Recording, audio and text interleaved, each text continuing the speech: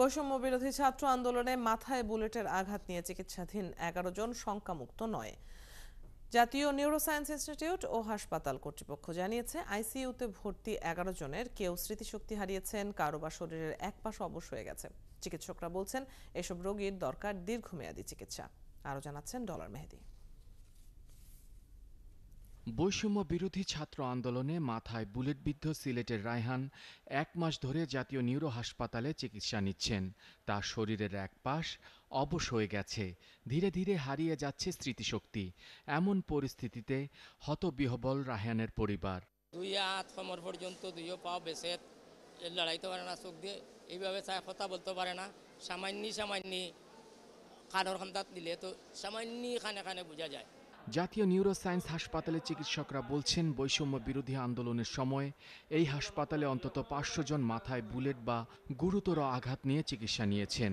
এর মধ্যে হাসপাতালে মারা গেছেন 26 জন, আর মৃত অবস্থায় 3 জন।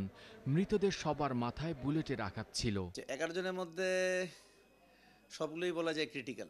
কোনো পেশেন্ট খুব ক্রিটিক্যাল সময় পাস করছে, যে কোনো সময় এক্সপায়ার করতে পারে।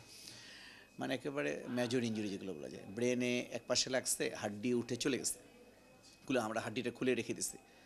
জাস্ট পেশেন্ট তাকাচ্ছে, হয়তো হাত তুলতে বলে হাত তুলতেছে, পা তুলতে বলে পা তুলতেছে, কিন্তু ওইভাবে যে একটা পেশেন্ট যেটা একবারে এক পাশে প্যারালাইজড হয়ে গেছে, এক পাশে হাত তুলতেছে, কোনো পেশেন্ট চোখ খুলে তাকাচ্ছে কিন্তু কথা বলতে পারছে না। এই চিকিৎসক বলছেন, মাথায় বুলেটের আঘাতে বেঁচে যাওয়া রোগীদের পরবর্তী চিকিৎসা পদ্ধতি জটিল। সঠিক চিকিৎসা না হলে স্মৃতিশক্তি হারানো বা পঙ্গু হয়ে যাওয়ার ঝুঁকি রয়েছে। এদের মধ্যে কেউ 2 বছরের মধ্যে সুস্থ না হলে স্বাভাবিক জীবনে ফেরা কঠিন হবে। স্পাইনাল কর্ড বা ব্রেন তো আসলে ভেরি সেন্সিটিভ জিনিস। হ্যাঁ, কিছু ডিসেবল থেকে যায়, যে মেডিকেলের ভাষা না সারা বছর না, 18 মাসের মধ্যে যদি ইমপ্রুভমেন্ট হয় তো আলহামদুলিল্লাহ। এরপরে 18 মাস পর্যন্ত বা 2 বছর পর্যন্ত যদি হয় তো হলো, আর এরপরে আসলে আমরা নিজেরাও আশা ছেড়ে দিই। মাথায় বুলেটের আঘাতে বেঁচে যাওয়া রোগীদের নিয়মিত ফলো আপে থাকতে পরামর্শ দিচ্ছেন চিকিৎসকরা। ডলার মেহেদী, 71, ঢাকা।